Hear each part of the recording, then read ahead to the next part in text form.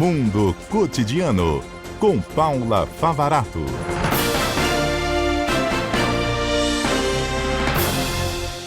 Hoje, ao vivo no estúdio, Paula Favarato tentando manter o microfone ali, né? Olha o barulho. O microfone tá... O microfone tá que nem a gente no final do ano, Johnny. É isso. Que a coisa tá começa a dar aquela enferrujada, aquela rasgada, entendeu? Exatamente, aqui não tá aguentando mais os últimos dias de 2025. Mas pra quem quiser acompanhar essa movimentação, inclusive aqui do estúdio, como nosso ouvinte Felipe, meu conterrâneo lá de Barcelona, na Serra, Johnny, vai lá no YouTube de A Gazeta, A Gazeta ES, pra ver Johnny Silva, Paula Favarato, Vinícius Zagoto, eu aqui escondidinho, o Murilo ali na operação, todo mundo aqui no estúdio. Tem gente dando boa tarde pra todo mundo aqui no estúdio, lá no YouTube, inclusive, Diego Pitol, que acabou de chegar, a Miriam Souza, que tá ouvindo a gente lá do Rio de Janeiro, um abraço pra você também. Saudades do Rio de Janeiro. O Filipão, que corta o cabelo do Adalberto lá em Barcelona. Isso. Um monte de gente aqui. Diego Pitol, tá nos ouvindo da onde, Diego? Atualiza aí, que eu sei que o Diego ouve a gente do supermercado, do trabalho, de casa. Paulo, esse ano muitas coisas aconteceram, né? Boa tarde pra você. Boa tarde a todos. Que ano, viu? Eu tive a sensação de que eu vivi uns 4 anos em 2025. Foi um ano muito cheio de eventos, uma sucessão como aquele caldo que se toma na praia. Você mal se recupera do tapa da onda e já vem outro. E quando ele termina, tipo nessa semana, eu me sinto como? Jogada na areia, contemplando o que aconteceu quanta coisa coube em 365 dias. E olha que nem terminou, hein? Se eu te fizer uma pergunta agora, o fato mais marcante na geopolítica de 2025? Eu acho que foi a questão da intervenção dos Estados Unidos na guerra de Israel e do Irã, porque aquilo poderia ter repercutido muito mais, ter desdobrado muito mais, ter virado uma coisa muito mais catastrófica e ter interferido na economia de todos os lugares. Eu acho que foi o que eu me lembro que eu mais expliquei em todos os diferentes lugares por onde andei. E aquele conflito entre Irã e Israel, ele aconteceu depois de uma série de conflitos, né, que já estavam acontecendo. Sim. Ali. O Iêmen em tensão com Israel, a guerra lá em Gaza. A própria guerra em Gaza, né, que se arrasta já há um bom tempo, já foi inclusive assunto das retrospectivas nos anos anteriores. É um Oriente Médio que está ali como uma bomba meio que disponível para explodir a qualquer grande faísca que é muito possível na região. Aquela intervenção dos Estados Unidos, você acha que foi imprescindível para encerrar aquele conflito logo? Porque o Irã respondeu de uma maneira muito dura, né, a Israel. Sim. Mandou drones para lá, chegou a invadir o espaço aéreo mesmo, né, furando bloqueios. Eu vou responder a sua pergunta bem literal, Johnny. Vai. Imprescindível sim, né? Imprescindível que alguma potência internacional fizesse uma ação direta para poder separar os dois lados. Eu acho que nesse sentido, sim. Agora, cabia aos Estados Unidos, deste jeito, passando por cima da Organização das Nações Unidas, isso, na verdade, foi uma grande demonstração de força de uma potência militar, que é os Estados Unidos, e principalmente uma demonstração de força de Donald Trump. Tipo, a hora que eu quiser, eu entro num conflito, encerro e um beijo para todo mundo. Eu acho que muito mais do que a intervenção para neutralizar o conflito, que poderia ter partido, por exemplo, da França, do Reino Unido, ou da própria mão da Organização das Nações Unidas, que é a quem mais cabia fazer uma resolução de tudo isso, mas não, os Estados Unidos o fez de maneira muito unilateral. Foi uma decisão do governo americano. Então isso diz muito sobre a maneira de os Estados Unidos lidarem com os problemas sendo geridos por Donald Trump. Você falou, a França poderia ter feito isso. Claro, você deu um país, poderia ser outro. Claro. E eu aproveito esse gancho para te perguntar, a Europa sai enfraquecida agora de 2025? A gente viu aí vários acordos em que a Europa foi colocada à margem ali das negociações, a própria guerra da Rússia e da Ucrânia, a Europa o tempo todo ali fazendo um papel coadjuvante, acordos comerciais também, levando aí umas invertidas do Donald Trump. Eu acho que a Europa se fechou muito ao seu próprio desenvolvimento nas últimas décadas. A gente pode colocar mais precisamente da década de 80 para cá, se eu quiser dar alguns passos atrás, Johnny, depois da Segunda Guerra Mundial, o fim do conflito da Segunda Guerra Mundial, que inclusive 80 anos nesse ano, né? Pós-1945. Se a gente for parar para pensar, a Europa se voltou muito para ela própria depois da Segunda Guerra Mundial, com mais intensidade no pós-década de 80, virada para 90. Então, ao se voltar muito para si, ela acabou silenciando e omitindo muitas participações internacionais, ao ponto de 2025 terminar com os países da Europa Ocidental muito certos de uma situação. Eles precisam se fortalecer militarmente, precisam se proteger mais e precisam aparecer um pouco mais. Então, essa posição para 2026 de aumentar os investimentos em segurança interna, aumentar um pouco a participação geopolítica internacional, acho que isso demonstra que, sim, ao ter se fechado pensando no seu próprio desenvolvimento, ela se apagou frente a outras potências internacionais, como a China e os Estados Unidos. E ainda falando dos Estados Unidos, né, eu acredito que seja o país que mais provocou algum tipo de desconforto no mundo, errados ou certos, não estamos falando disso, né? Mas eu me lembro que uma das primeiras coisas que o Donald Trump fez quando assumiu foi dizer que o Golfo do México não se chamaria mais Golfo do México. Aí foi o segundo ponto que eu comentei com o Adalberto, que seria no meu top 5. Não estamos indo na ordem, é óbvio, estamos aí pensando em 5 assuntos, porque depois que eu mandei a lista para ele, eu já pensei em outros 5, e aí eu falei, eu vou parar de pensar, senão isso vai virar uma odisseia. Falamos então da questão do Oriente Médio, né? Isso. Da intensificação dos conflitos entre Israel e o Irã e a participação dos Estados Unidos ao ponto de ter, de fato, deflagrado, apesar de rápida, uma guerra no Oriente Médio. O segundo ponto, na verdade, são as grandes polêmicas do primeiro ano do governo Trump. Eu acho que eu falo isso em todos os lugares. Serão 4 anos de trumpismo. Esse foi o primeiro e, caramba, eu já estou exausta. Muita coisa, muita polêmica, muita situação fora do que é a diplomacia de um presidente, muita fala atravessada, muita decisão equivocada. Primeira decisão dele, uma das primeiras, assinar uma ordem executiva para tirar os Estados Unidos do Acordo de Paris, que é o acordo que fala sobre a redução da emissão de gases de efeito estufa, fala sobre transição energética como meta do país enquanto conectado a um sistema global e fala sobre uma responsabilidade minimamente básica que todos devem ter com as alterações climáticas. Ao se retirar do Acordo de Paris, ele se coloca anti-globalização nesse sentido, né? Ele se coloca contrário a uma onda global, ao ponto dele nem ter participado da COP30. Foi uma das vergonhas da COP30 foi não ter nenhuma delegação americana. Não estou nem falando a vinda do presidente, mas não ter mandado uma representação formal à COP30. Então, ele já começou com essa grande polêmica, esse retrocesso em relação às questões ambientais, que é uma marca do governo dele. No antigo governo Trump, há algum tempo atrás, ele também se retirou do Acordo de Paris, o Biden voltou. Então ele já deu o nome dele nas primeiras semanas, retirando os Estados Unidos do Acordo de Paris. Daí para frente foi só para trás. E super a favor de combustíveis fósseis, negacionista climático total. Sim, né? por quê? Porque uma vez não participando do Acordo de Paris, porque restringiu o uso de carvão mineral, de petróleo, de gás natural. Então...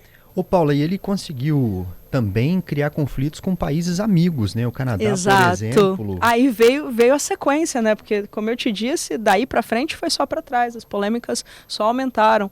Uma das grandes polêmicas foi criar caso com o Canadá, que é um país super tranquilo. Gente, quantas vezes vocês viram o Canadá envolvido em alguma guerra? O Canadá envolvido em alguma treta? O Canadá é super comportado, o Canadá é super...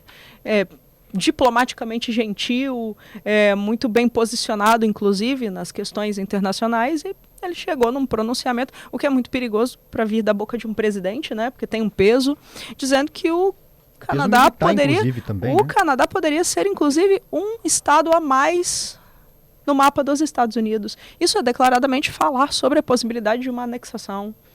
Embora dentro de um contexto, é o tipo de frase que não se deve falar de jeito nenhum com uma nação amiga, com um vizinho, com um país com quem você participa de um bloco econômico e com quem você não tem problemas. É uma total falta de consideração à questão da soberania do outro. E não parou no Canadá não, tá? Falou sobre a anexação da Groenlândia. Que é a Dinamarca que é a Dinamarca quem administra. A Groenlândia é um território dinamarquês, inclusive muitíssimo rico em petróleo, carvão mineral, gás natural, minerais de terras raras. Então, quando você fala esse território ficaria melhor administrado na minha mão do que na sua, para além de ser também, mais uma vez, um atentado à soberania dinamarquesa e da própria Groenlândia, significa se apropriar de recursos de subsolo. Eu não sei Isso é imperialista. sei se você se lembra, até o genro do Trump foi para Groenlândia na época, gravou vídeos por lá com grupos que tinham interesse para parecer que aquilo... Como se fosse um território mesmo super possível de ser anexado. E a questão também da redenominação do Golfo do México. Que a gente falou, eu lembro que quando a gente falou dessa questão, muitos ouvintes até se perguntaram, né, assim, mas professor, Golfo da América, né? O que é o Golfo do México? O que é o Golfo da América? A importância dele, por que ele entrou nesse debate geopolítico também, Paulo? Pois é, né? Anexar, na verdade, não foi uma anexação, foi uma renomeação, né, de um território que é chamado de Golfo do México desde sempre. Se você pegar todos os atlas, todos os mapas da nossa vida escolar inteira, aquela parte, aquela reentrância marinha no território de Cuba, México, uma parte dos Estados Unidos sempre foi chamado de Golfo do México. Ah, não, eu acho mais certo ser Golfo da América. E aí, o que ele fez? Mudou internamente todos os documentos cartográficos dentro dos Estados Unidos agora nomeiam a região como Golfo do México. Por quê? Porque isso foi uma ordem executiva presidencial, então isso é uma via de regra, tá? Se você estiver nos Estados Unidos e abrir o Google, por exemplo, o Google Imagens, o Maps, aparece como o Golfo da América. Se você fizer essa pesquisa no México, continua aparecendo como Golfo do México. Se você fizer em qualquer outro lugar do mundo, você pode ver as duas denominações, tipo, escolha aquela que melhor lhe cabe. Então... Mas, assim, eu me aposento chamando de Golfo do México. Será, Paula? Daqui 10 anos ele muda no livro, acabou. Ah, não, mas eu sigo rebelde. A última do Trump que eu vi agora, recentemente, esse mês ainda, que ele proibiu o uso da letra calibre, da fonte, nos documentos oficiais dos Estados Unidos, por ser uma letra woke, segundo o governo Trump. Vai ter um pouco serviço, né? Até a letra, gente, a fonte. Agora passou a ser a Times, a original, que é a que a gente também usa em trabalhos científicos aqui no Brasil. E aí vem essa última questão, né, trazendo à tona esse caráter neo-imperialista que o Trump tem, que é essa grande questão com a Venezuela. Acusando a Venezuela de ser, ou o governo da Venezuela de ser um dos principais agentes motores do narcotráfico, que é um problema nos Estados Unidos, e combatendo esse narcotráfico com ataque, né, os bombardeios às lanchas, que ele considera terroristas, as ameaças de invasão do território da Venezuela com forças militares. É complicado. Leonardo, ele fala se você acredita que de fato isso é por conta do narcotráfico.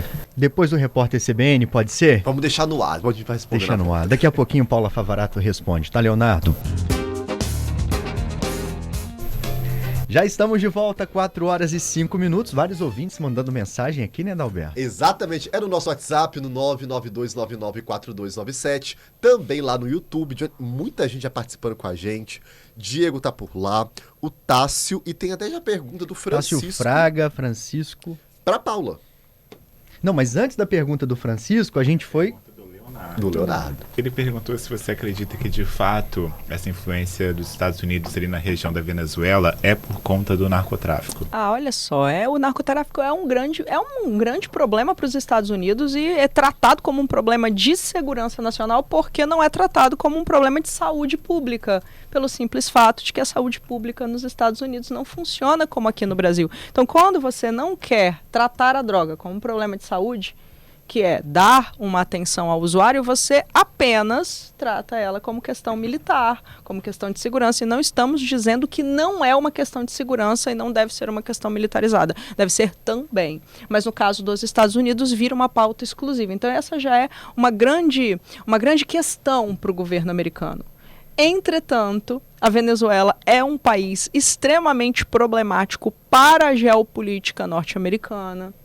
É um país governado por um presidente de esquerda, que é Nicolás Maduro, que agora tem contra ele o fato de ser um presidente de característica ditatorial, de ter fraudado eleições, de não ter liberado atas originais e etc. E é um país muitíssimo rico em petróleo. Na real, é o país que mais tem petróleo dentro do seu território no mundo. Então, eu acredito de verdade que essa justificativa, que é uma justificativa palpável, que é a questão do combate ao narcotráfico, é, na verdade, uma grande justificativa para exercer uma possível neutralização em um inimigo geopolítico e, por que não, deixar fragilizado um país que tem reservas de um recurso que interessam muito aos Estados Unidos. Então, embora seja uma justificativa real para os Estados Unidos, o combate à questão da droga, eu acho que tem muito mais coisa por trás disso, que é o interesse geoestratégico de neutralizar um inimigo e de, ao mesmo tempo, dominar um recurso extremamente importante aqui no próprio continente americano, que é petróleo. E um petróleo que, segundo os Estados Unidos, estaria indo para países que não deveriam comprar por conta de uma série de sanções. Que não estão indo para lá e que não estão sendo vendidos a partir de lá, né? Que a gente tem que entender que por mais que estejamos diminuindo muito o uso de petróleo, principalmente nos últimos 10, 15 anos, nós somos uma sociedade de petróleo. Isso ainda movimenta economias do planeta inteiro. Quem não gostaria de dominar a fatia do óleo que é comercializado pelo país que tem mais reservas? Então, eu acho que todos os interesses são primeiramente econômicos, para depois serem de segurança nacional, para depois serem de inimizade ideológica. Eles são primeiro econômicos. Depois, as outras pautas podem aparecer.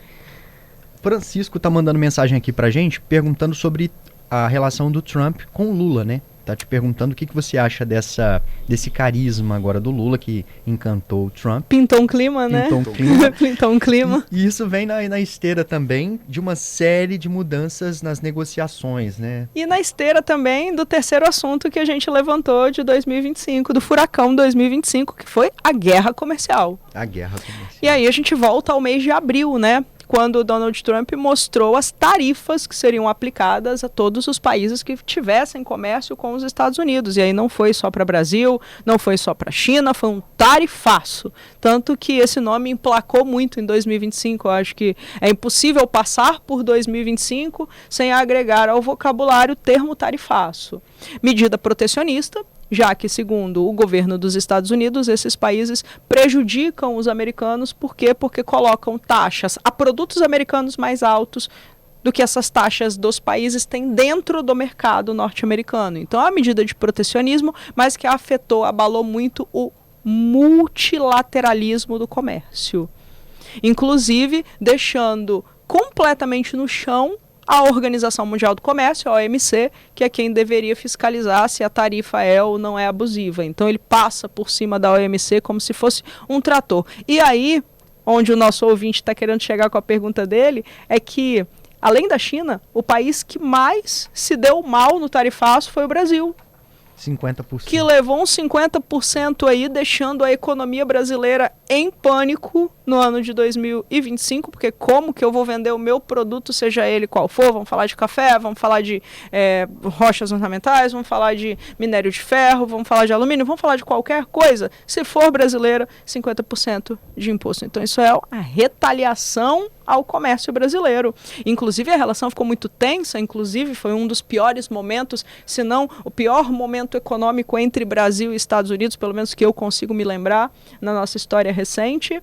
E aí, agora no final do ano, uma virada de mesa, um clima entre os dois presidentes que acabou significando o aliviar de algumas dessas tarifas, mostrando pra gente, e o ouvinte deve concordar comigo, que pró ou contra depende dos interesses. Pensa como deve ter ficado caro consumir café brasileiro nos Estados Unidos. Laranja na mesma semana caiu a taxa, né? E aí isso afeta, vamos falar de laranja e café, né, que são dois produtos muito consumidos pelas pessoas nos Estados Unidos. Comprar isso muito mais caro fala muito sobre uma impopularidade do Trump junto à população. Na hora que acorda, né? Na hora que acorda, o primeiro cafezinho, o suquinho de laranja, e aí como é que vai ficar?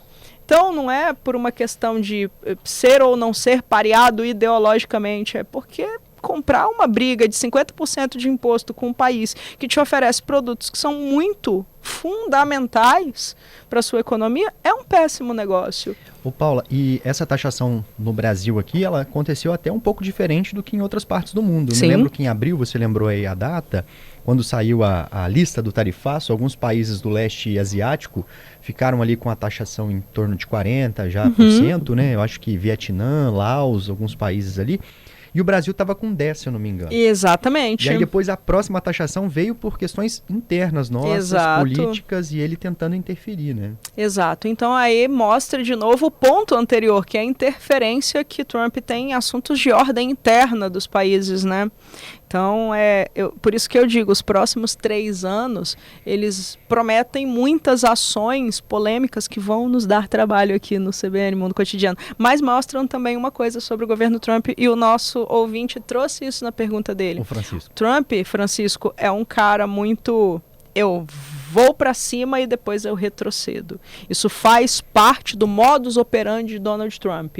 Impor e retroceder. Impor e retroceder. Tanto que os mercados já até se preparam para uma eventual medida muito extrema que vai acabar culminando em um retrocesso mais cedo ou mais tarde. Mas, por incrível que pareça, alguns setores brasileiros conseguiram, dentro da medida do possível, dar a volta por cima dessa dependência de vender produtos para os Estados Unidos. Se viraram nos 30, aumentaram a comercialização para o sul e sudeste asiático, porque, gente, no passado, no presente e no futuro, depositar todos os ovos dentro de uma mesma cesta é muito problemático, é muito difícil. E aí eu volto aqui à crise de 1929, que impactou o café aqui no Brasil, a gente só vendia café, e aí como é que eu fico quando meu único produto entra em uma situação problemática? Relação de dependência. É uma relação de 29. dependência nunca vai ser positiva. Então, não estou dizendo que isso não impactou. Claro. Isso foi fundamental para a queda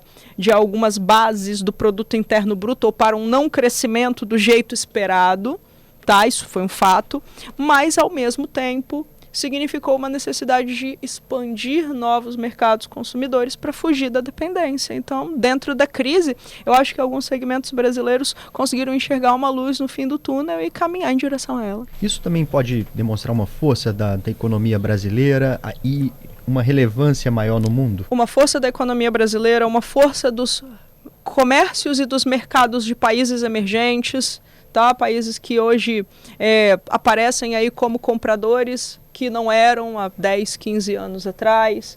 E mais do que isso, né, a necessidade das políticas públicas de pensarem que crises, principalmente no século XXI, são muito rápidas, então busca por soluções também precisam ser. E esse ano também podemos falar de uma série de protestos promovidos por uma geração de novinhos, né? Geração Z. Eles tomaram conta do mundo, né? Eles e não tomaram. foi apenas uma vez que a gente falou sobre isso. Não. Quase toda, de forma recorrente, a gente sempre vinha aqui falar desses protestos. Exato. Os protestos da geração Z, né, Paulo? Pois Roubaram governos e tombaram governos, abalaram estruturas de poder, fizeram governantes repensarem sobre o quanto essa população tem poder de ir às ruas.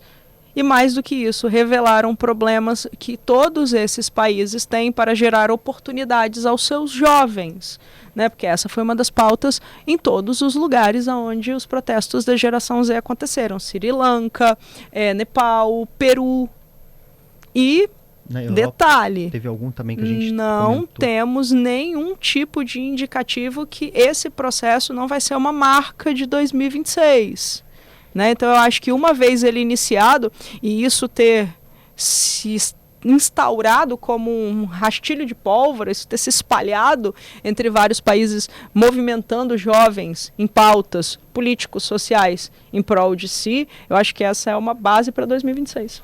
Inclusive o que marcou, né? Até com a questão semiótica, a imagem, porque a gente viu aí os emoticons, né? O símbolo que é aqueles desenhinhos que a gente manda Isso, ali no Zap, que isso era uma aí. caveirinha, né? Viralizaram, né? Envolvendo esses grupos. O Arrume-se Comigo Arrume-se comigo. para o protesto. Isso daí foi uma das coisas. Meus alunos me mostraram isso. Eu falei assim, Paulo, assim, como é que a galera tá. O que eles estão movimentando? Eu falei, gente, peraí, deixa eu entender um pouco. Comigo, né? Arrume-se comigo para o protesto de hoje. E isso, gente, quer queira, quer não, é uma comunicação que funciona muito bem entre outras pessoas jovens. Então, no protesto de amanhã vai ter mais gente, depois vai ter muito mais e depois vai ter muito mais. Mas no caso do Nepal foram extremamente violentos, né? Tinha a ver também com o bloqueio da internet. Isso, para silenciar esses jovens que estavam protestando através das plataformas e redes sociais, o governo fez aquela grande pólvora acesa que é cortar o acesso às redes sociais. E aí